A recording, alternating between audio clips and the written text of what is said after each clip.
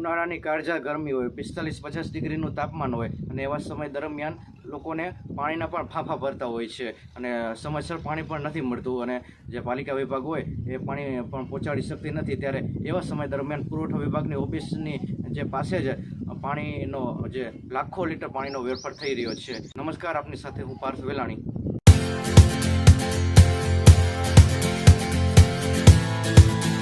હળવદનો ward number 1 જે વિકાસથી વંચિત રહી ગયેલો આ વિસ્તાર, લોકોને ત્યાં સમયસર પાણી પણ નથી મળતું અને ઘણી બધી સમસ્યાથી પીડાય છે. ત્યારે વધુ એક સમસ્યા છે જે અહીંયા કને પાણી પુરવઠાનો ફિલ્ટરનો પ્લાન્ટ અહીંયા આવેલો છે. અહીંયાથી બ્રાહ્મણી ડેમનું પાણી છે તો અહીંયા કને આવે અને ફિલ્ટર થઈ અને લોકોને જે શહેરી વિસ્તારના લોકોને પાણી વાપરવા માટે જે જાય છે. પરંતુ આ જે વિસ્તાર છે જે અહીંયા નજીકમાં જે પાણી બગાડ થઈ રહ્યો છે, અહીંયા કને જે રેલવેનું નાલું છે અને ત્યાં અનેક લોકો છે તે અવર જવર કરતા હોય છે અને અહીંયા કને ગામડાઓ છે, ગામડાના લોકો હોય, અહીંયા નજીકના વિસ્તારના લોકો હોય તે અવર જવર કરતા હોય, ચાલીને જતા હોય, વાહન ચાલકો હોય, બધા લોકોને કેટલી બધી તકલીફ પડી રહી છે અને હળવદના લોકો ને બધા અતિ સમસ્યાથી પીડાઈ રહ્યા છે. પાણી નથી મળતું, ત્યારે પાણી ન મળતું હોય એવી સમસ્યાની જગ્યાએ અહીંયા કને પાણીનો બગાડ થઈ રહ્યો છે. કેટલું લાખો લીટર રોજનો પાણીનો બગાડ થઈ રહ્યો છે, તો આનું શું કરવાનું?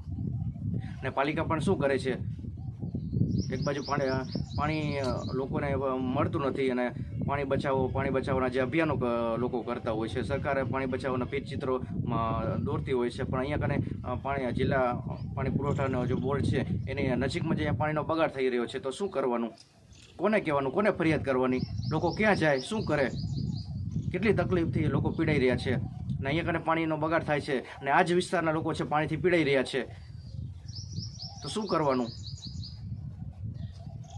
ને સત્તા પક્ષ તો ભાજપની છે ને અત્યારની ઘણા સમય વર્ષોથી પણ જે અહીંયા પાણીનો બગાડ થાય છે, ઘણા વર્ષોના જો પ્રશ્ન છે ત્યારે પણ આપણે જોયું હતું કે અહીંયા પાણીનો બગાડ થતો હતો. અત્યારે પણ પાણીનો બગાડ થાય છે અને અહીંથી જે ગટરમાંથી લોકોને ખેડૂતને પાણી વાપરવામાં આવે છે એવો પણ લોકો આક્ષેપ કરી રહ્યા છે. પરંતુ આવું કેમ થઈ રહ્યું છે? આના પાછળ કોણ જવાબદાર છે?